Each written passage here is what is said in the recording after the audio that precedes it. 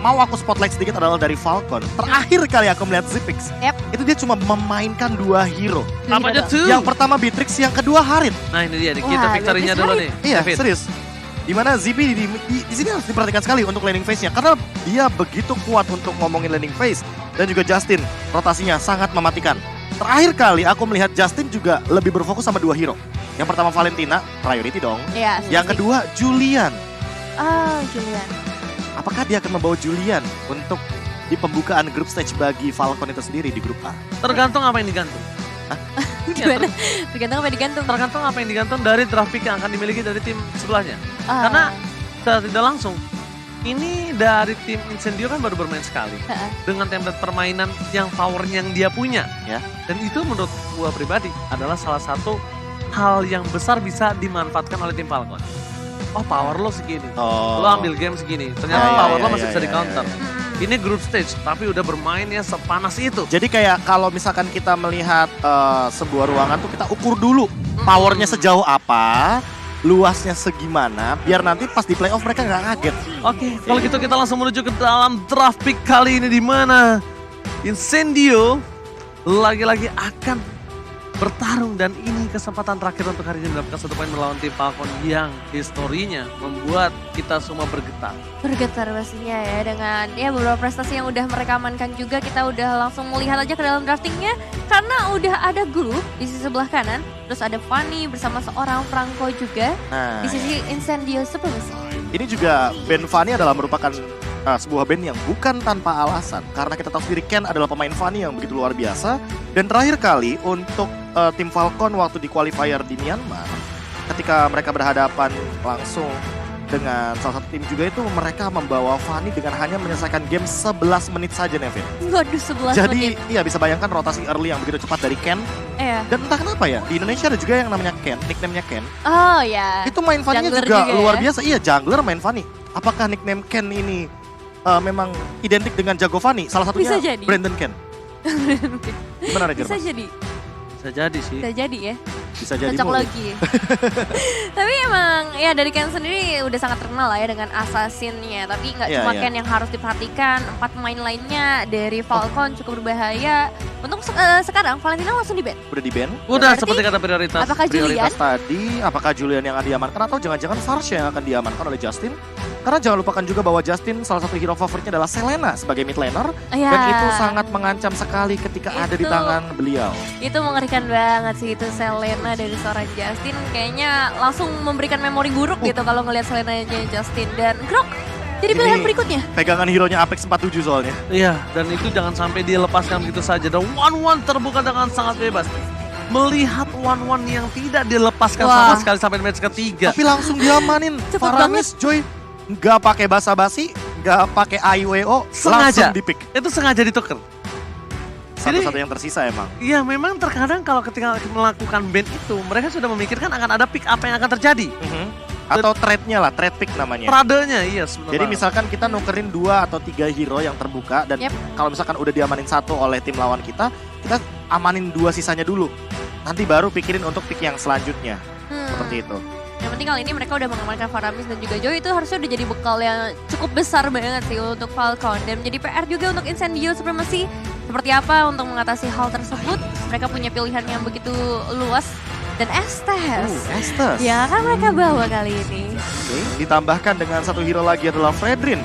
Yang tentunya ini akan membuat sebuah barikade yang luar biasa sekali. Estes, Fredrin, mereka powerful di lini depan. Dan dengan heal up dari Estes ini akan memudahkan Fredrin untuk tetap berada di lini depan dan memberikan damage balasan dengan menggunakan ultimate-nya. Dan membuat seorang Joy ini agak sedikit kebingungan untuk menumbangkan siapa yang diarah backline ya. Karena mereka berkumpul menjadi satu. Dan itu adalah jawaban dari Naomi dengan Lolita. Jadi dia sudah menjawab dengan setup yang begitu besar dari 1 hero area of effect dan mini stun dari charge. Yang kita ketahui dari level pertama aja Lolita udah bisa miliki. Faramis berarti akan ada di tangan Justin. Dan berarti kemungkinan besarnya di sini Yellow Flash kah yang akan menggunakan Joy. Jadi sesuai dengan namanya Yellow Flash. Rambutnya kuning. Terus mengeluarkan kayak Flash ya? mengeluarkan beberapa percikan-percikan juga, layaknya cahaya. Ciela. Ya elah, lagu. Lah kenapa lagu gua jadi album? Belum. Masih single. Masih single. Oke lah kalau gitu kita mulai juga adanya Kari dan juga Lunox ya di sisi Benning karena emang belum ada gold laner dari sisi tim Falcon menghadapi One. Kari ya ini bakal jadi ancaman besar untuk Fredrin ya sebenarnya mengingat adanya Estes ditambah lagi itu bakal menjadi nyawa kedua untuk seorang Fredrin. Dan next Benningnya, apakah bakal menuju ke arah mid laner lagi? Kalau misalkan kita ngomongin mid laner sih sebenarnya masih banyak banget hero yang mampu untuk diamankan juga oleh teman-teman dari tim Incendio Supremacy, terutama seperti Area of Effect ya, salah satunya Yves atau bahkan Varsha, yang dimana berarti Lunox dari Rosa inilah yang akan dijadikan target ban sehingga Rosa tersisa beberapa hero saja, salah satunya adalah seperti Varsha yang bisa digunakan untuk menghandle bagaimana cult altar yang dimiliki oleh Faramis. Oke, tapi kalau misalnya dengan adanya Faramis ini tadi kan kita lihat sebenarnya ada efektif, tapi ada juga tidak. Berarti dari tim Incendio, ini gimana caranya dia mainin hero yang bisa maju mundur. Kiting. Maju mundur, oh buat tarik ulur. Oh tarik ulur. Iya. Membingungkan Faramis ini akan menggunakan ultimate di arah mana? Karena kalau misalnya satu hero baru terlihat dari Joy itu kan pasti nge-dive in. Karena dia dengan hero melee, area of effect-nya juga tidak terlalu besar. Jadi bisa dibilang Joy ini tidak akan berada di dalam lingkaran Faramis. Oke, berarti kemungkinan besar Incendio Supremacy masih memiliki Benedetta di dalam list pick-nya. Bisa jadi. Dan Iritel terlebih dahulu diamankan oleh teman-teman dari Falcon, di mana Zipix akan langsung mengamankan satu Marksman yang begitu powerful dengan critical damage yang tinggi nantinya di area late game. Apalagi untuk menghadapi One sendiri ya, ini bakal cukup seimbang. Efektif lah, iya. Iya, cukup seimbang lah untuk berhadapan dengan seorang One. Tinggal dua pilihan terakhir, apakah benar akan mengamankan Varsha untuk mid lane-nya dan junglernya nih yang bakal menjadi tanda tanya besar juga. Masih banyak banget yang terbuka. Begitu juga untuk Falcon nanti di last pick mereka. Apakah Benedetta dan juga Varsha yang tersisa? Karena kalau kita ngomongin soal efek stun, dua hero tersebut juga masih capable. Yang pertama Varsha yang sudah diamankan terlebih dahulu dan praduga kita juga terhadap satu buah pick yang nantinya bisa mengganggu ke arah Faramis dan Khalid ternyata. Dengan kita tahu tornado research-nya dia yang bisa sedikit memvakum atau menghisap kepada pedangnya. Ya kan? Tinggal last pick-nya nih dari Falcon. Menurut gua ini mereka coba mulai harus atur gimana caranya junglernya ini memiliki damage yang besar. Tapi ternyata Ling betul damage besar tapi metode late game dan bisa meng-cancel pergerakan dari Varsha dan juga Khalid. Keputusan yang tepat, keputusan yang mungkin bisa dibilang secara tidak langsung mengamankan posisi Falcon dari keunggulan yang dimiliki dari tim Incendio. Ya, karena ini menurut gua Incendio punya power dari draft pick-nya banget nih. Karena balik lagi untuk Incendio sendiri mereka sangat mengandalkan bagaimana area of effect yang begitu luas. Dan kita juga tahu bahwa Khalid ini adalah hero yang bisa membeli waktu. Dengan Sandguard-nya dia. Heal up-nya kan luar biasa banget kalau nanti udah punya Oracle juga. Yes, karena itu. Yang paling mahal bukan item, tapi waktu. Waktu. Kenapa? Item bisa dikejar, Lord bisa didapatkan, turret bisa dikejar, tapi waktu tidak bisa diulang. Jadi waktu adalah uang juga ya, jadi akan menambah juga dari sisi itemization-nya pastinya. So ini dia dua tim yang akan bertanding kali ini sama-sama dari grup A antara Incendio Supremacy menghadapi Falcon. Dua negara yang berbeda juga yang akan mereka bawa kali ini. Siapakah yang bisa mengamankan posisinya? Oke, Profesor KB, kita langsung saja masuk ke match yang ketiga. Info World Championship kali ini, balik studio minta tepuk tangannya dong! Wow, gitu ramai juga ya ternyata kali ini para pendukung dari kedua tim yang akan bertanding dan terlihat ada perbedaan setup kali ini di mana seorang Sunshine mencoba untuk memberikan sedikit backupan menuju ke arah seorang Tenzi. Yes, betul banget. Dibantu lebih cepat lagi untuk mendapatkan satu buah purple buff. Jadi akan menuju ke satu buah orange buff dan Little Wonder akan coba diperebutkan di sana. Cuma balik lagi di sini Nevin. Permainan dari arah bottom lane yang tadi digunakan oleh seorang Khalid ini sangatlah efektif. Ketimbang kita melihat Joy juga tidak memiliki power di early-nya Profesor KB. Iya, apalagi kita tahu bahwa untuk sekarang cooldown dari dash-nya Joy udah dikurangin banget. Jadi perlu diperhatikan bahwa ketika nantinya Yellow Flash tidak memiliki efek dash lagi, tentu dia tidak akan memiliki escape ability lagi. Makanya dia membawa satu buff Vengeance untuk mereduce damage yang akan diterima dari Incendio Supremacy. Membalikan semua damage yang telah diterima. Tapi lihat belum level 4, masih level 3. Mencoba untuk kembali menuju ke arah seorang Rosa. Tapi nampaknya tidak berhasil dan memilih untuk mundur ke arah Rosa dan di arah bottom lane. Execute belum ada. dan bahkan belum digunakan. Udah membuat Joy pulang kembali ke arah base-nya, tapi Rosa still survive. Tidak mau terlalu terburu-buru. Rosa. Ya, dan terlihat emangnya dominasi di bagian bottom lane ngebuat Joy-nya harus kembali ke arah base terlebih dahulu untuk melakukan recharge. Rosa juga bisa dibilang cukup sustain di area mid lane meskipun tadi sempat terpressure, tapi dengan ngebawa SS dari Apex 47 ini menjadi salah satu jawabannya juga sustainable dari teman-teman Incendio Supremacy. Ditambah dengan kita tahu sendiri Apex 47 hanya membutuhkan level yang keempat untuk melakukan team fight nantinya di area turtle. Dan bahkan buat sekarang ada turtle effect di area bottom lane. Sendirian Yellow Flash masih mampu untuk escape dengan dash yang ia miliki. Masih selamat sejauh ini tapi tidak di area atas. Sunshine hampir menjadi korban berikutnya dan benar saja Ken mendapatkan first blood di game kali ini. Dan di sisi lain juga Rosa berhasil mendapatkan eliminasi yang sama. So pembalasan berhasil dilakukan. First blood by Phoenix berhasil didapatkan. Tapi tim Falcon mereka kehilangan satu buah turtle-nya by UBS Gold. TNC membuat satu buah 1-1 ini tidak tumbang dengan kerugiannya maksimal. Setidaknya ada buah tangan lah untuk seorang 1-1 di arah top lane sana nih, Be. Ya, setidaknya ada sedikit bekal pastinya untuk menghadapi seorang Zipix ya. Karena ini bakal menjadi hal yang cukup sulit. Terlihat juga dari segi levelingnya Zipix bakal lebih unggul sejauh ini. Apex akan memberikan sedikit backupan terlebih dahulu. Dan Federer kembali lagi terbuka mencoba untuk connect karena seorang Justin dan berhasil diamankan juga oleh TNC. First damage yang diberikan oleh para pemain dari tim Incendio kali ini bisa membuat 2 poin kill terhadap tim Falcon. Dan benar sekali ini efek turtle buff yang sangat mahal Profesor KB. Ya, bisa melakukan teamfight secara paksa dan ditambah dengan level yang sebenarnya tidak begitu jauh. Tapi gold sharing ini kan lumayan punya efek lah. Dan Zipix sepertinya cukup terancam di area top lane karena ada sedikit pergerakan dari TNC yang bahkan sudah ada di area bushnya. Gold sharing, absorb damage dan bahkan dipaksa di arah top lane. Naomi mencoba untuk mempertahankan tim fight masuk ke arah belakang, tapi lihat belum ada yang terpecah sama sekali kali ini. Formasi yang dilakukan dengan ada sebuah Faramis tapi cross mountain karena seorang Naomi tidak terlalu memberikan impact. Dan bahkan di sisi sebaliknya, ini tim fight yang bagus banget dari Falcon. Dia bisa memancing banyak soft skill yang kuat tapi tidak ada tumbang sama sekali. Serangan itu Ken tiba-tiba datang ke arah belakang 16 cancellation yang sangat bagus dari TNC membuat Falcon tidak bisa memfollow up kembali tim fight yang diberlakukan di arah top lane. Iya, sayang sekali segala usaha yang diberikan oleh teman-teman dari Falcon kali ini belum berimpact maksimal dan harus kehilangan platingan secara full di area top lane-nya. Bahkan mereka juga harus kehilangan outer turret. Menjadi keuntungan besar buat Incendio dengan strategi 4-1 yang mereka bawa kali ini. Ya, tempo 4-1 dan Power of Estes yang sangat dimaksimalkan sekali. One-one-nya juga benar-benar bisa memfollow up apa yang sebenarnya dipikirkan dan dipertimbangkan dari awal. 1.300 gold bahkan 1.500 gold pun menjadi sebuah bonus dari Incendio Supremacy. Dan mereka bisa saja memaksa untuk Turtle setup team fight lagi karena mereka sedang leading untuk di 4 menit awal kita. Incendio yang memancing keributan di arah Turtle. PNZ di sana Rosa langsung menggunakan sebuah One Spring Spy Wings-nya.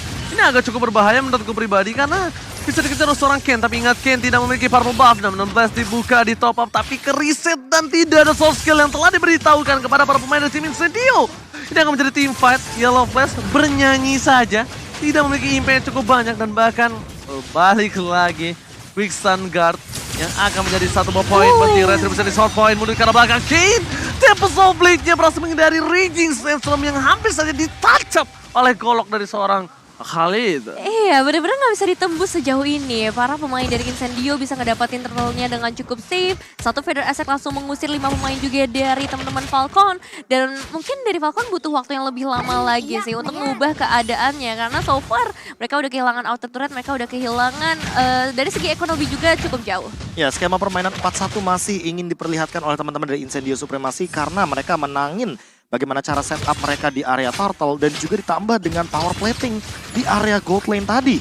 Ini membuat Sunshine memiliki item yang tentunya jauh lebih mengungguli ketimbang Zipix yang berada di area bottom lane. Walaupun ini udah mulai ada sedikit rotasi karena udah di atas menit yang kelima, jadi Zipix lebih memilih untuk bermain aman dan menghindari apa yang ingin dilakukan oleh Sunshine nantinya di skema mid game. Oke, Sunshine nggak boleh terlalu bersinar karena dia butuh waktu untuk waktunya bersinar kayak matahari.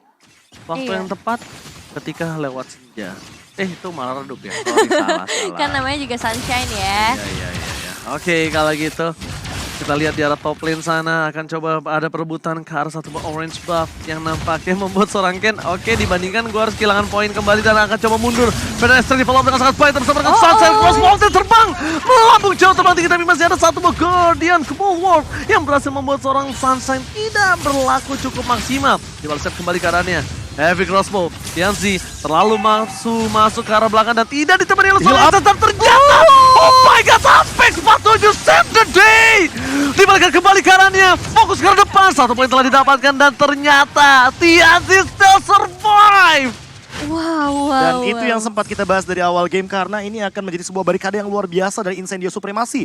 Mereka memiliki line up depan yang sangat kuat dan line up belakang yang punya heal up sangat instan seperti Estes. Karena membawa Estes ini sama dengan harus membawa Dominance Ice atau efek Life Drain dalam sebuah item dan itu sangat mahal, bukan item yang murah tentunya. Ini komposisi yang pas banget ya, meskipun di sisi Falcon emang mereka ngebawa Faramis juga, tapi bisa dibilang ini belum cukup menjawab ketika adanya team fight yang terpaksa dibuka oleh Incendio, terutama yang dari tadi emang memancing adanya pertempuran entah itu di area mid lane yang kali juga bahkan udah mulai terlihat, dan khususnya di area top lane-nya. Itu jujur walaupun Tianzi harus ditumbangkan tapi nggak berhasil ya. Itu kesalahan Tianzi loh, dia masuk terlalu dalam ketika dia tahu dia nggak punya cover sama sekali. Iya. Dan itu kalau dia diambil, itu kerugian yang dibuat oleh Incendio pribadi. Jadi menurut aku sebenarnya tadi ini Estes dari Apex 47 benar-benar menyelamatkan hari dari Incendio yang mungkin saja di momen itu dia bisa dibalikan kembali loh keadaannya Profesor dan juga David. Iya, apalagi lihat deh pokingan damage dari Rosa sekarang yang udah memiliki beberapa item core-nya.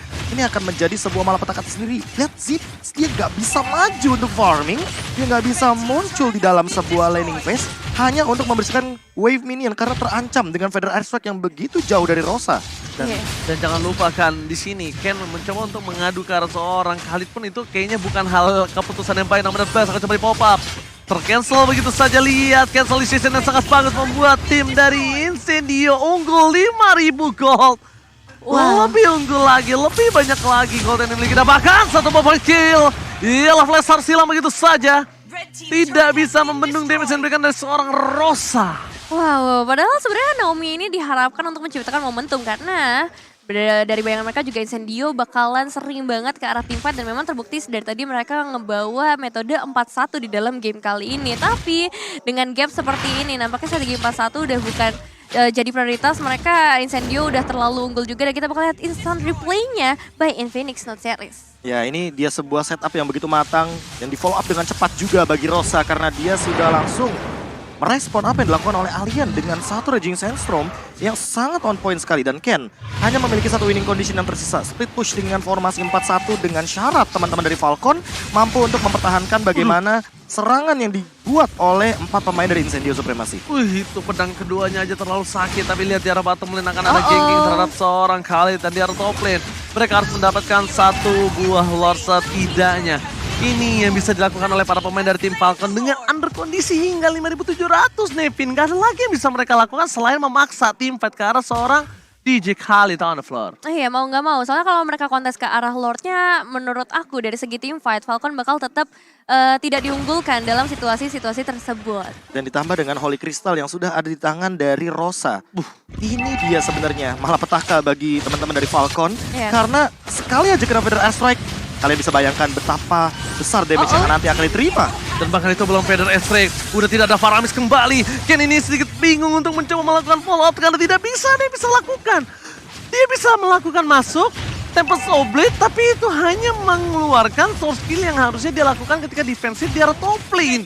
Terlalu berbahaya, terlalu beresiko juga, apalagi Lordnya kali ini udah mulai mendekat dari sisi top lane-nya. 5 pemain dari Incendio juga udah mulai bersiap-siap pastinya di sisi yang berbeda karena Alien masih dikirim di bagian bottom lane Ranger Mouse. Alright, top lane, TNZ masuk terlalu dalam, berhasil melakukan yellow please, tidak mau masuk, terlalu terburu-buru karena mereka menunggu Lordnya masuk ke arah base yang dimiliki oleh tim Falcon. Sedangkan di arah bottom lane, base turretnya kembali telah pecah dari pasif yang dia miliki, Nevin. Wah, ini bakal jadi satu bahaya juga ya ketika base turretnya udah mulai terpecahkan, tapi masih ada Magic Sentry pastinya yang bisa dikeluarkan untuk setidaknya mendapatkan informasi penting keberadaan dari Incendio dan memaksa mereka keluar dari tempat persembunyian tersebut. Feather Airstrike dikeluarkan, all in di depan sana, tepat ke DJ Khalid, berhasil mendapatkan execute-nya. Tempest Oblate for defensive, base turretnya still survive, tapi ini tidak berlangsung lama karena lihat Alien dengan quick sun guard-nya kembali lagi bertengger dengan keras dan menjadi badan dari tim